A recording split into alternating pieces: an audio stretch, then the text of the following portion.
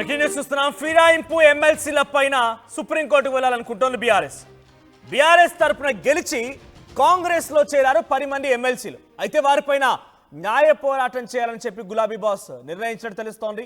సుప్రీంకోర్టులో ఇప్పుడు legal cell petition దాఖలు చేసేందుకు కేటీఆర్తో సహా ఢిల్లీకి బయలుదేరింది ఈ బృందం.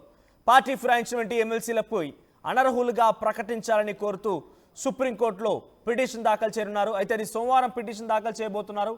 కానీ ఈ రోజున ఆల్రెడీ ఢిల్లీకి చేరిపోయారు KTR and legal cell team మొత్తం కూడా. సో బీఆర్ఎస్లో గెలిచి కాంగ్రెస్లో చేరినటువంటి 6 ఎమ్మెల్సీలు బసవరాజు సారయ్య, భానుప్రసాద్ రావు, దండ విఠల్, ఎంఎస్ ప్రభాకర్, ఎగ్గమలేశం, బొగ్గారపు దయానంద్ వీళ్ళందరిపైన కూడా చర్యలు తీసుకోవాలని చెప్పి సుప్రీంకోర్టు వెళ్ళబోతున్నారు. ఇప్పటికే ఎమ్మెల్యేల ఫిరాయింపు పైన పోరాటం చేస్తోంది బీఆర్ఎస్. ఇప్పుడు కొత్తగా ఎమ్మెల్సీలకు సంబంధించిన అంశాన్ని కూడా తెలియజేసింది. సో మనం చూస్తున్నాం, ఆర్టీవీ స్క్రీన్ పై చూస్తున్న విజువల్స్ లో గమనించండి. రాత్రికి రాత్రే అర్ధరాత్రి సమయంలో అంతా కూడా పార్టీలో చేరిపోయారు. దాంట్లో బసవరాజు సారయ్య, ఎగ్గమల్లేశం, భానుప్రసాద్, దండ విఠల్, ఎంఎస్ ప్రభాకర్ వీరంతా కూడా అందులో చేరిపోయారు. సో బొగ్గారపు దయానంద్ కూడా ఉన్నారు. వీరందరూ కూడా చేరినటువంటి క్రమంలో వీరిపై చట్టరీత్యా చర్యలు తీసుకోవాలి, క్రమశిక్షణ ఒక రకంగా చెప్పాలంటే ఎమ్మెల్సీలుగా అనర్హులుగా గుర్తించాలని చెప్పి బీఆర్ఎస్ పార్టీ ఇప్పుడు సుప్రీంకోర్టుకు వెళ్ళింది. మరిన్ని అప్డేట్స్ మా ప్రతినిధి మధు సిద్ధంగా ఉన్నారు. మధు, సో ఎమ్మెల్యేలపై పోరాటాన్ని కొనసాగిస్తూనే ఎమ్మెల్సీల పైన కూడా పోరాటానికి తెరలేపింది బీఆర్ఎస్ పార్టీ. ఎలా ఉండబోతోంది? ఎగ్జాక్ట్లీ ఆల్రెడీ ఎమ్మెల్యేలకు సంబంధించి సుప్రీంకోర్టు తలుపులు తట్టారు. వాళ్ళు రీసెంట్ గా సుప్రీంకోర్టు తీర్పు కూడా ఇచ్చింది. 3 నెలల లోపల స్పీకర్ వారి అంశంలో నిర్ణయం తీసుకోవాలి, వారిపైన అనర్హత అంశం పైన ఏం ఆలోచిస్తున్నారు అనేటువంటి క్లారిటీ ఇచ్చే ప్రయత్నం చేసింది సుప్రీంకోర్టు. దాంతో రాష్ట్ర వ్యాప్తంగా పెద్ద ఎత్తున చర్చ కొనసాగింది.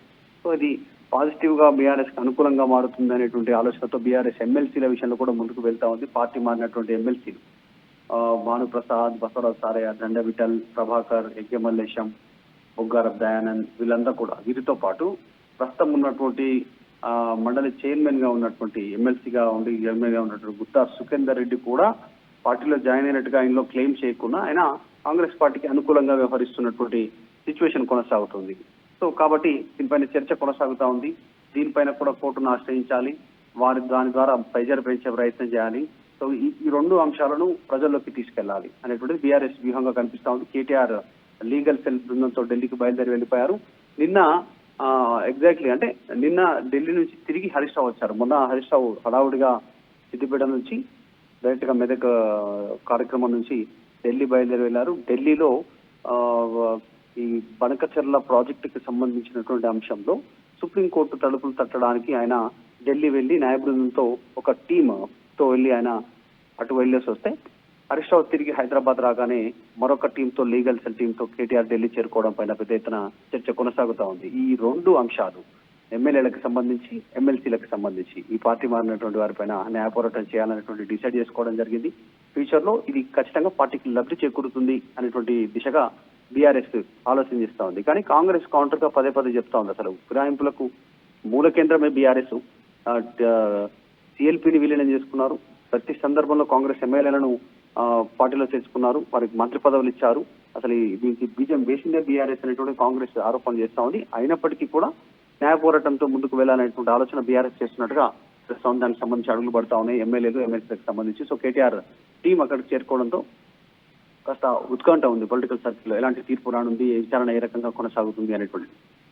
అయితే ఇప్పటికే ఎమ్మెల్యేలపై పోరాటాన్ని కొనసాగిస్తున్న క్రమంలోనే కొంత ఇంకా పెండింగ్ అవ్వడము, సుప్రీంకోర్టు వరకు వెళ్ళడము ఇవన్నీ జరుగుతూనే ఉన్నాయి. ఇదే క్రమంలో ఎమ్మెల్సీలపై పోరాటం ఎలా చూడాలి? వీళ్ళు కూడా పార్టీ మారారు, తర్వాత అనేక కార్యక్రమాల్లో, ప్రభుత్వ కార్యక్రమాల్లో పాల్గొంటున్నారు. చేరినటువంటి కాంగ్రెస్ పార్టీలో చేరినటువంటి వీళ్ళంతా బసవరాజు సారయ్య గాని, భానుప్రసాద్ గాని, దండ విఠల్, ఎంఎస్ ప్రభాకర్, ఎగ్గమల్లేశం, బొగ్గారప్ దయానంద్ వీళ్ళంతా కూడా అనేక ప్రభుత్వ వేదికలపైన కనిపిస్తా ఉన్నారు, కార్యక్రమాల్లో కనిపిస్తా ఉన్నారు. సో ప్రచార కార్యక్రమాల్లో కనిపిస్తా ఉన్నారు. కాబట్టి వీరి అంశంలో న్యాయ పోరాటం చేస్తే వీళ్ళపైన అనర్హత వేటు పడేటువంటి అవకాశం ఉంటుంది. లేదంటే నెక్స్ట్ ఫ్యూచర్ లో ఇది ఒక మళ్ళీ ఎమ్మెల్సీలు పార్టీ మారకుండా చూడాలి అంటే ఇది ఒక న్యాయ పోరాటం చేస్తే కనుక ఒక బెంచ్ మార్క్ మారే అవకాశం ఉంది. నెక్స్ట్ ఫ్యూచర్ లో మారకుండా ఉండడానికి అనేటువంటి ప్రయత్నాలు చేస్తా ఉన్నారు. కానీ ఎంతవరకు ముందుకు వెళ్తుందనేది చూడాలి. ఎందుకంటే ఎప్పుడైతే అసెంబ్లీ వరకు వస్తే స్పీకర్ కి విశేష అధికారాలు ఉంటాయో, సో ఎమ్మెల్సీల విషయానికి వస్తే మండలికి గుత్తా సుఖేందర్ రెడ్డి గారికి కూడా పూర్తి విశేష అధికారాలు ఉంటాయి. ఆయనే నిర్ణయం తీసుకోవాలి. ఆయన కూడా కాంగ్రెస్ వైపే మొగ్గు చూపారు అనేటువంటి చర్చ ఉంది పొలిటికల్ సర్కిల్లో. కాబట్టి మరి ఎట్లాంటి తీర్పు ఉంటుంది అనేటువంటి, కానీ ప్రజాక్షేత్రంలో దీన్ని తమకు లబ్ధి చేకూర్చుకునేలా బీఆర్ఎస్ ప్రయత్నాలు చేస్తున్నట్టుగా తెలుస్తుంది. అందులో భాగంగా న్యాయ పోరాటానికి వెళ్ళి చేరుకుంది కేటీఆర్ బృందం లీగల్ సెల్తో కలిసి. బట్ గతంలో బీఆర్ఎస్ పార్టీ కూడా 2015లో బహుశా అప్పటి ఎమ్మెల్సీలను కూడా పార్టీలో చేర్చుకుంది. సో ఇది కూడా మళ్ళీ కాంగ్రెస్ పార్టీలో ఎవరైతే అవకాశం ఉంది, మా పార్టీలో గెలిపినటువంటి ఎమ్మెల్సీలను కూడా మీరు చేర్చుకున్నారు కదా అని రకంగా క్వశ్చన్ చేసే అవకాశం కూడా ఉంది. దానికి ఏ రకంగా కౌంటర్ అయిపోతుంది మరి బీఆర్ఎస్? ఎగ్జాక్ట్లీ, అంటే ప్రస్తుతం బీఆర్ఎస్ దగ్గర కౌంటర్ లేదు. ఎందుకంటే నిజంగానే కాంగ్రెస్ పార్టీ నుంచి ఎమ్మెల్యేలను ఎమ్మెల్సీలను ప్రతి ఒక్కరిని బీఆర్ఎస్ లో చేర్చుకున్నటువంటి పరిస్థితి కాంగ్రెస్ నుంచి. కాబట్టి వీళ్ళు దానికి కౌంటర్ ఇచ్చే పొజిషన్ లేకున్నా అప్పుడు కాంగ్రెస్ ఏ రకంగా అయితే ముందుకు వెళ్ళలేకపోయిందో న్యాయపరంగా సుప్రీంకోర్టు కానీ హైకోర్టు కానీ ప్రజాక్షేత్రంలో కానీ ప్రశ్నించేటువంటి తత్వంలో కానీ వెళ్ళలేకపోయిందో దాన్ని ఈసారి బీఆర్ఎస్ ముందుకు తీసుకెళ్లే ప్రయత్నం చేస్తా ఉంది, యూటిలైజ్ చేసుకునే ప్రయత్నం చేస్తున్నట్టుగా కనిపిస్తా ఉంది. కేవలం ప్రజాక్షేత్రంలో ప్రజల ముందు మాత్రమే దీన్ని చర్చకొచ్చేలా పదే పదే దానికి సంబంధించి వ్యూహరచన చేస్తున్నట్టుగా తెలుస్తా ఉంది. సో ప్రస్తుతానికైతే బీఆర్ఎస్ దగ్గర కౌంటర్ లేదు. నిజంగానే కాంగ్రెస్ ఎమ్మెల్యేలను ఎమ్మెల్సీలను అందరినీ పార్టీలో గుంపుగా చేర్చుకున్నటువంటి చరిత్ర ఉంది. వాళ్ళకి మంత్రి పదవులు ఇచ్చినటువంటి సిచ్యువేషన్ కూడా ఉంది.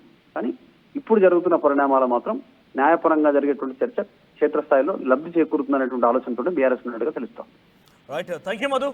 సో గతంలో బీఆర్ఎస్ పార్టీ కూడా ఎమ్మెల్యేలను చేర్చుకుంది, బీఆర్ఎస్ పార్టీ కూడా ఎమ్మెల్సీలను చేర్చుకుంది. ఆ ప్రస్తావన ఇప్పుడు మళ్ళీ కాంగ్రెస్ పార్టీ లేవనెత్తుంది. కానీ బీఆర్ఎస్ దానికి ఒకే మాట ఏం చెప్తుందంటే పార్టీని పూర్తిగా కూడా విలీనం చేశారు, ఎల్పీని విలీనం చేశారు కాబట్టి అప్పుడు మాకు సాధ్యమైంది. మరి టీడీపీలో వచ్చినటువంటి చాలా మందికి కూడా మంత్రి పదవులు ఇచ్చారు, చాలా మందికి కూడా అవకాశాలు ఇచ్చారు కదా అంటే లేదు, వారంతా పార్టీని విలీనం చేశారు. అంటే వాళ్ళంతా పార్టీని విలీనం చేశారంటే మీరు ఒక్కొక్కరిని జాయిన్ చేసుకుంటారు కాబట్టి ఇది పొరపాటు అని చెప్పి బీఆర్ఎస్ పార్టీ లేవనెత్తుంది. ఇప్పటికే ఎమ్మెల్యేల ఫిరాయింపు పైన సుప్రీంకోర్టును ఆశ్రయించారు కేటీఆర్. ఇప్పుడు మరోసారి ఎమ్మెల్సీలకు సంబంధించి ఫిరాయింపు పైన కూడా సుప్రీంకోర్టుకు వెళ్తారట.